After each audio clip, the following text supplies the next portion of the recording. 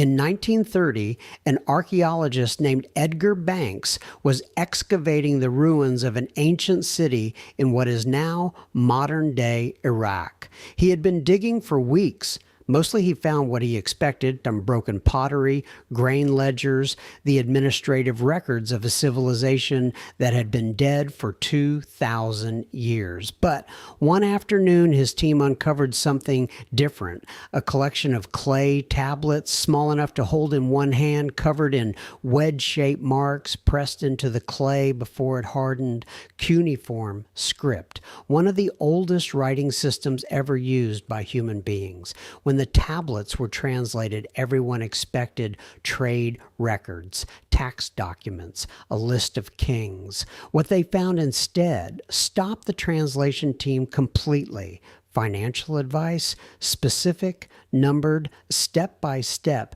financial advice written in 4000 BC by a civilization that built one of the wonders of the ancient world. And when I read what those tablets said, I had to close my laptop and sit quietly for a moment, because the advice on those clay tablets was not about ancient things. It was about exactly what you and I are dealing with right now in 2026. My name is Ethan, and today we're going to read what Babylon wrote on those tablets. All of it. Because nothing in personal finance has actually changed in 4,000 years. Only the distractions have gotten better. Before we get to the rules, you need to understand what Babylon actually was, because most people picture ancient history as primitive. Mud huts, people struggling to survive, no concept of money or wealth or investment. Babylon was the opposite of that. At its peak, Babylon was the largest city on earth. Its walls were so massive that the ancient Greeks listed them as one of the 7 wonders of the world. It had a functioning legal system, a court system, a banking system, and a real estate market. Babylonian merchants gave loans and charged interest. Babylonian families owned property and passed it down through generations. And the vast majority of Babylonian citizens, just like today, were completely broke. They earned money, they spent money, they had nothing left every single month. Sound familiar? The king of Babylon noticed this problem. He called the wealthiest man in the city, a man named Archad, and asked him a question that you have probably asked yourself at least once. Why do some people build wealth while everyone else does not? They all work. They all earn. Why does money accumulate for some and disappear for everyone else? Archad's answer was not complicated, and that is the part that should bother you. Archad grew up poor, same neighborhood as his friends, same education, same starting point. He became a scribe, a low-level clerk making copies of legal tablets for wealthy merchants. Not a glamorous job, not a high income, but Archad wanted to understand wealth. And one day he made a deal with a moneylender named Algamish. Archad would copy the moneylender's most important legal documents, working through the night, missing sleep, sacrificing his free time in exchange for one thing. Teach me how you became rich. Algamish agreed, and what he told Archad that night is the foundation of every personal finance book ever written. Every financial advisor's advice, every wealth building system in existence. It is 5 sentences. 5 sentences written on clay tablets in 4,000, still sitting in museums right now. The first tablet, a part of all you earn, is yours to keep. Algamish said, I found the road to wealth when I decided that a part of all I earned was mine to keep, and so will you. He told Archad to take 1 coin out of every 10 he earned, and never spend it. Not on food, not on rent, not on anything. That coin was not for his landlord, not for the grain merchant, not for the tax collector. That coin was for future arcad. This is the principle that every modern financial system is built on. The 401k, the emergency fund, the index fund contribution, all of them are the same clay tablet instruction written in different languages. Pay yourself first, not after your bills, not after your wants. First, before anything else sees that money. Arcad tried it. For the first few months, nothing felt different. He still had what he needed. His landlord got paid, his food was fine. And every month, a small pile of coins quietly grew in a box he kept hidden in his room.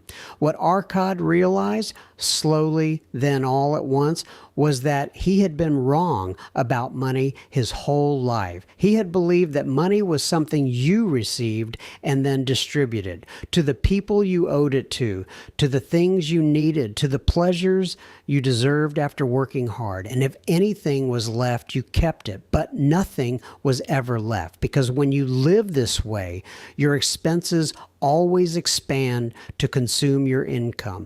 Every raise gets absorbed. Every bonus disappears. The money flows through and leaves. The 10th coin changes the equation. It means that before the distribution begins, you have already won something, already built something, already moved something to a place that belongs only to you and your future. In 2026, the mechanism is different. Instead of a clay box in a room in ancient Babylon, you open a high-yield savings account or a Roth IRA. You set up an automatic transfer for the day after payday. 10% moving automatically before you see it, before you spend it, before you can convince yourself that this month is the exception. The rule is the same. The clay tablet is 4,000 years old. The second tablet, control thy expenditures. This is the part where Arcad says something surprising. He says, the problem is not that you earn too little. The problem is that as your income grows, your expenses grow to match it. Always, without exception. No matter how much more you make, he called this the desires of each day.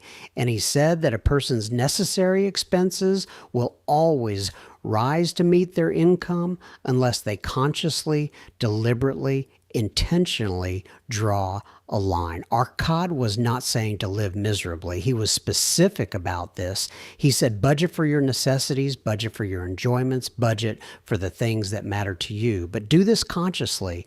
Do this on purpose. Do not simply allow your life to expand, to consume whatever arrives. The word he used was budget in 4,000 in BC, the same word your bank's app uses, the same concept that every financial advisor will tell you in the first meeting. In practice, this means one thing. Every month before the month starts, you decide where your money goes. Not reactively, not watching it disappear and wondering what happened, but proactively, intentionally. You assign every dollar a job before it arrives. What Arcad understood and what modern psychology confirms is that willpower is not the answer. A person who decides they will resist spending in the moment will lose eventually. Every time. The environment always wins. The solution is not to resist the desire. The solution is to remove the decision. Automate the savings. Set the budget before the paycheck arrives. Make the right choice the default and the wrong choice the effort. Ancient Babylon solved the willpower problem 4,000 years before behavioral economics was a field of study. The third tablet, make thy gold multiply. This is where the clay tablets become genuinely extraordinary. Because what Algamish described to Arcad in a city that existed 4,000 years before index funds were invented is compound interest. He said, put each coin to labor that it may have children, and those children may have children, and the children of those children may have children, until the coins are beyond counting. He described lending money to trustworthy borrowers. He described becoming a part owner of caravans that traveled between cities to trade goods. He described giving capital to merchants whose work he understood. The modern equivalents are obvious. A broad market index fund is a fractional ownership stake in thousands of businesses simultaneously. A dividend-paying investment is a coin that produces children, which produce more children. Arcade said, "A bag of gold in the hands of a man who keeps it is going nowhere. A bag of gold working in the world is a seed." He was describing, in the language of ancient Babylon, the fundamental logic of investing. Idle money loses to inflation. Money put to work compounds. The difference over 40 years is not incremental. It is transformational. $1,000 saved in a mattress in 1984 is worth about $400 in real purchasing power today. $1,000 invested in a broad market index fund in 1984 is worth approximately $22,000 today. Arcade understood this. Without calculators, without financial advisors, without the internet, the clay tablet said, "Make thy gold multiply." In 4,000, the fourth tablet, "Guard thy treasure from loss." This is the rule that modern people find the hardest to follow because it requires them to say no to things that sound exciting. Algamish gave Arcade a specific warning. He said, "The first sound principle of investment is security of thy principal. Do not be seduced by the promise of large returns when the safety of your investment cannot be guaranteed." He told Arcade about a man who gave his savings to a brickmaker to buy jewels in a foreign land. The brickmaker knew nothing about jewels. He paid too much. He was cheated. The savings were gone. He told Arcade about another man who heard about a wonderful investment opportunity from a friend of a friend. The returns sounded incredible. He invested everything. The person offering the investment was a fraud. The money was gone. 4,000 years ago, scams existed, speculation existed, people lost their life savings to exciting opportunities that sounded too good to be real. In 2026, we call these things crypto schemes, meme stocks, and pyramid-structured investment communities. The names change. The clay tablet warning does not. Guard thy treasure from loss. Invest only where thy principal is safe. Seek expert counsel from people who handle money successfully for themselves. Never invest in anything you do not understand. The Babylonian answer to your friend's amazing opportunity is the same as it has been for 4,000 years. No, the fifth tablet, make of thy dwelling a profitable investment. Arcade's instruction on housing is the one that surprises people the most. He said, "A man who owns his own home is more stable, more confident, and more financially secure than a man who pays rent. And he is freed from paying rent forever," which means those coins can be redirected to building wealth elsewhere. Now, this is not a straightforward endorse home ownership argument for 2026. The math is genuinely complicated. We covered the real numbers in our rental property versus Roth IRA video. Owning is not always better than renting. The numbers depend on where you live, what the mortgage costs, and what you would do with the difference. But Arcade's deeper point is about stability and intention. A person who owns a home has made a forced commitment to save. Every mortgage payment builds equity. Every year the balance shrinks, and eventually, if the patience is maintained, the cost disappears entirely. The principle is this: wherever you live, make it a financial asset, not a pure liability. So here's the question that has been sitting underneath all of this.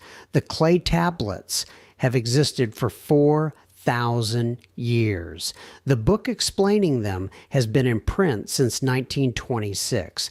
It costs less than $5. It is available for free in most libraries and on most e-reader platforms. The rules are public.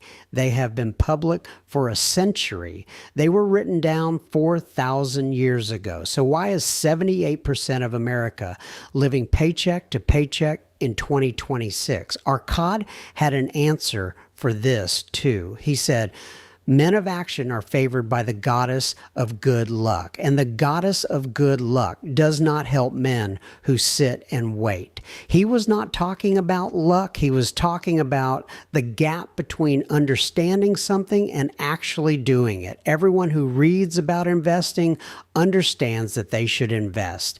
Everyone who hears that they should save 10% understands that they should save 10%. Understanding is not the hard part. The hard part is the person you have to become to do it, because following the clay tablet rules is not complicated. It is just uncomfortable. The 10th coin feels like a sacrifice in month 1, in month 2, in month 12. It takes 18 months before the habit becomes invisible. And the modern world is specifically, precisely, deliberately engineered to make those 18 months feel impossible. Every notification, every sale, every one-click purchase, every delivery app, every upgrade, every subscription, every social media post from someone whose lifestyle you admire, all of it is designed to get that 10th coin away from you before you even realize it was gone. Babylon had merchants and street vendors and traveling salespeople working to separate citizens from their coins.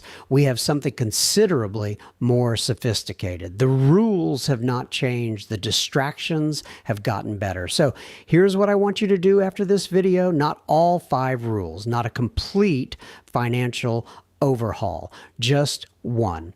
The first one, the simplest one, the one Algamish told Arcad on a single night in ancient Babylon 4,000 years ago. A part of all you earn is yours to keep. Open your banking app right now, not later, right now. Set up an automatic transfer for the day after payday. 10% of your take home. Move it to a separate account that you do not look at.